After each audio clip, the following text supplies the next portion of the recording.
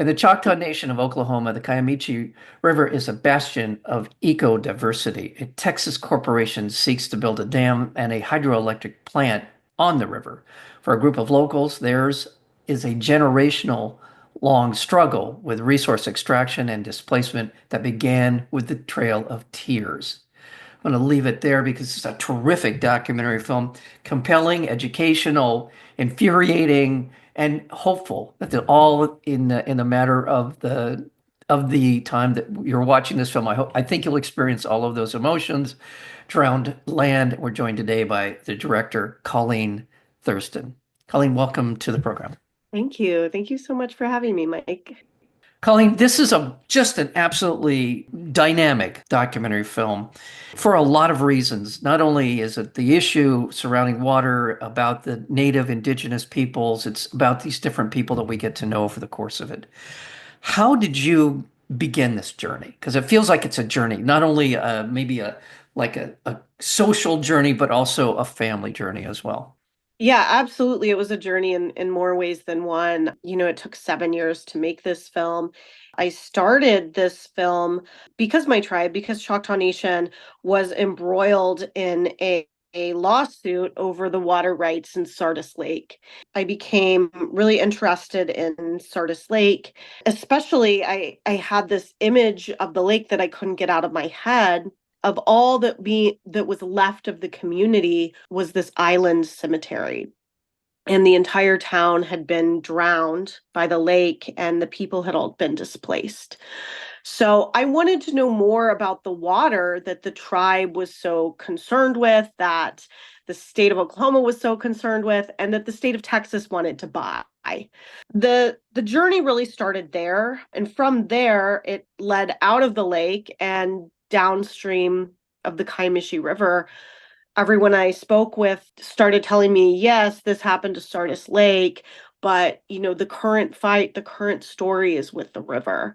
Yeah. So I listened to that, and I listened to the people, and I went downstream along with it. At what point did you realize how connected the generations within your family were connected to this? I knew about my grandfather's work with the Corps of Engineers, and I knew that he was involved with the construction of the dams in the lakes in Oklahoma. I kind of put two and two together, basically in the development process of making this film. In the early stages was still very much about the lakes and about Sardis Lake. Question that you're always asked whenever you're pitching your project is, people say, well, why you? Why are you telling this? And I would say, well, my grandfather did this work. And everyone's reaction would say, why aren't you including that in the film? Like, this is really compelling. Like, you have a personal connection to this. And then I would talk about, our own history of displacement. And that became a larger part of the narrative. And actually, interestingly enough, through the process of making this film, I had read about a place, my family's name is Turnbull, and I had read about a place called Turnbull's Stand, which was at the confluence of the Kiamichi River and Jack Fork Creek, which is now where Sardis Lake is. I didn't know where that name came from. I couldn't really follow that trail. And I recently learned that that was another branch of my family, basically a great uncle. And that was where the first Choctaw Constitution was signed, was at Turnbull's Stand, which was a branch of my family's land. I do have a deeper connection to the river and the waterway than I previously knew. How does that land with you? I mean, you're making a film, you obviously are you're digging up information, you're trying to put together sort of a structure for this, and then suddenly you realize that this is personal. I mean, how do you sort of internalize that as a filmmaker, as an artist when you're making this? Honestly, I felt very called to make this, especially because I wanted to make this film about the lakes, and then it turned into this film about the river. And I was constantly questioning, like, why am I making this? I'm not from this community. I don't have a relationship with this river. I'm very much an outsider. And I really questioned, like, should I be making this? But, the people that I was working with were very encouraging, and they wanted me to tell this story. but I still kept questioning this. It brings into some ethical issues that I have of like being an outsider and telling someone else's story. So I realized at some point, like, there's a reason why I was called to do this, something or someone called me to do this. And I truly as I came to really understand the water source as something that is animate, as a living entity, I believe that there is a deeper familial connection to that water source, that my ancestors knew the water in a way that, and if you don't relate to what I'm about to say, this might sound kind of kooky, but I think the water holds that memory, and that memory and the water called out to me and called me back to the river to tell the story. I do believe that is true. I think water is a living thing. It is brings life to everything on this planet. So I think we'd be foolish to discount that as something that is not possible. I do believe. Right. And there's a scene in the film, by the way, called Drowned Land, where you're standing at the origin of the river. And that is do I have that right? The Kiamichi River. So you're standing right there. Was there something during that particular day of filming that, because there's a lot of other people with you at the time kind of going over this and the amazing fact, this is where the origin of the river begins.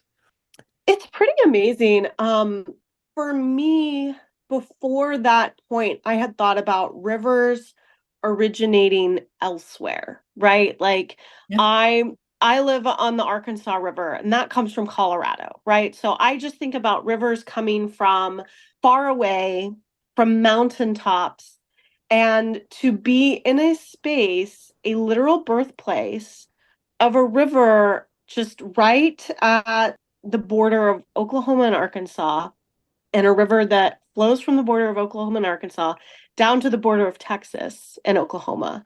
And to see that birthplace was really special.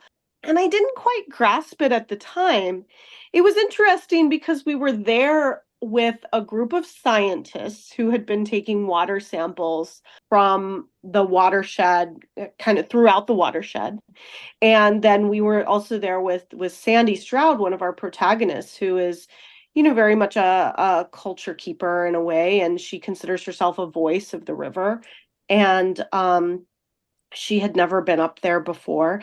And so to have both of these parties with separate Yeah. interests, but also intertwining interests Yeah. in seeing how special and unique it is to come to a spring-fed river and to see that place. It was interesting. It was very special, like I said, to observe that and then to really ruminate on that for years about, again, being kind of called to the river, but also being able to see a place like that most people don't get to experience. Thank you for indulging me in that because I just feel like this personal part of the film, because so much of the film, so much of Drowned Land is about these personal connections, not only that you have with the people in the film, but also that they have either with the tribe, the land, each other, whatever it might be. So this, and really lends a lot of power to this film. I was just taken by, as I'm watching it, how much emotional momentum the film brings to bear by the time you get to the end of it. So I think it's an important part of the story, an important part of the telling of the story.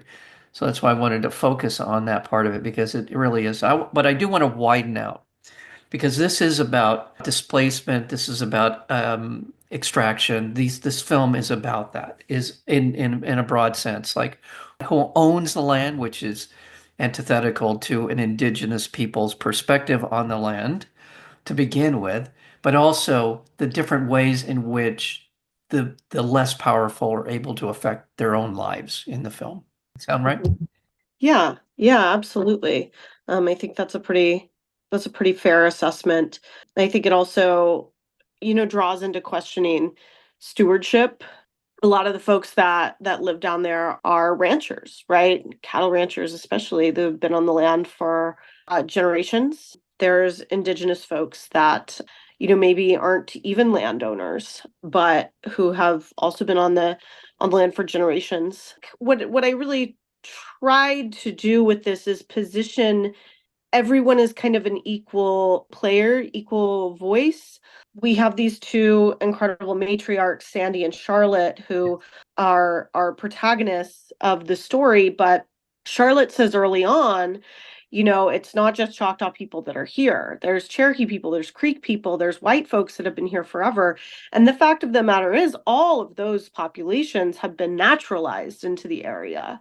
None of us are indigenous to that area. That was originally area that was stewarded by the Caddo people who were displaced from the area. There's a strong theme for me of if you've become naturalized to a place, you have become part of that place. Your identity is within that place. You are intertwined with the land in that way. And whether you're a rancher or whether you're an indigenous herbalist, you are a steward.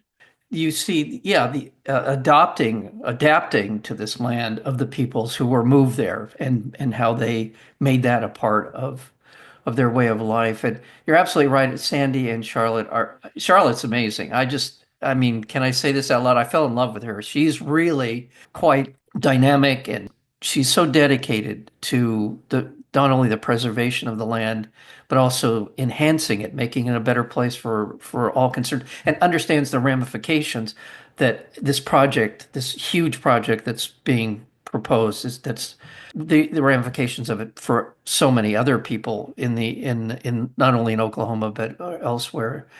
And so is Sandy. I mean, everyone you bring in. I love Lauren. Lauren, there's some scenes I'll just without giving too much away, where she's in these hearings where they're deciding the fate of this project.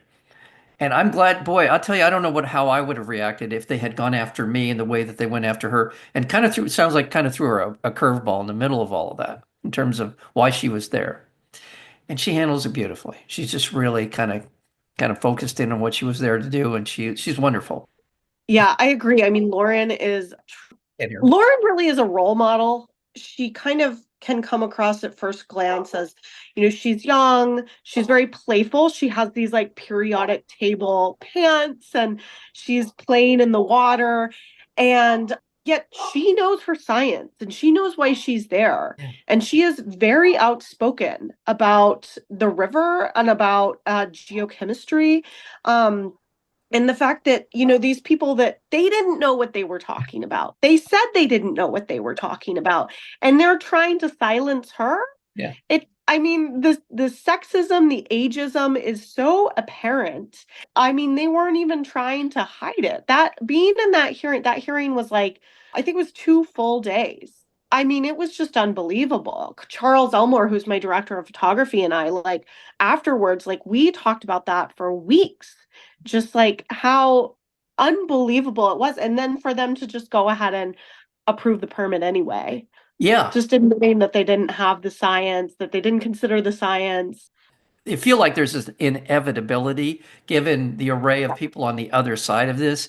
You feel like, but that shouldn't be, it should not be. I'm not trying to justify what happened. I'm just saying we have internalized this kind of defeatism, in terms of people Yes. who believe in this and thinking, well, this will never happen. We'll never get what we want. And again, this is a hopeful film as well, and I'm not going to say anything more than that. It's hopeful. By the time we get to the end of the film, we have reason to believe that things will and could be better. I want to also remind our listeners that we are talking about the film Drowned Land, and we're speaking with the director, Colleen Thurston. And have you been playing in festivals? We are just starting our festival run. I'm glad we are having this opportunity to talk about it because it's a very powerful film, and I think this will resonate with the audiences wherever it is being screened, wherever you're showing it. I was glad to see that you've gotten some support from the Corporation for Public Broadcasting, as well as some other very forward-thinking and helpful outlets like Firelight Media as well has been a part of this. So I think you got the wind to your back on those fronts at least, and I think that's a good sign. So I'm really looking forward to hearing about this film as it moves through the festival circuit and into distribution, I really feel like people who take the time to watch it are going to be moved by it. Thank you for saying that. I mean, we were, yeah, really grateful to have public media funding. Part of the huge benefit of that is to reach people that are in rural areas. Oklahoma has the largest audience, most watched public television station with OETA. And yeah, and we can get into homes and we can have conversations through the television set with people about water rights and about, the fights that are happening in our own backyard. So that was really important to us. If it's not too soon for people to start giving you feedback, if they happen to hear our conversation, where can I send them to? Where can they go to start that process? Feedback. Yeah, drownland.com. And you can reach us directly through the website. You can also, if you're interested in hosting a screening, you can go and we have a form on the website that you can get in contact with us there. Thank you. I'm excited for you, not just as a filmmaker, but this is, I believe, your debut as a feature documentary filmmaker. Is that correct? Loads of experience, but you're first as a feature documentary filmmaker. Congratulations on all of it. All my best to all of the people in and around the Kiamichi River and to the people, the indigenous peoples of the Choctaw Nation and all. I think you've done well, done proud here, and good luck on your journey with this. Thank you. Thank you, Mike, so much. I appreciate that. We've been speaking with Colleen Thurston. She is the director of the documentary Drowned Land. You go to drownedland.com, check it out, and you can maybe possibly see it at a film festival near you, but hopefully somewhere down the line we'll all be able to watch it at the same time somewhere. And thank you. Thank you, Mike.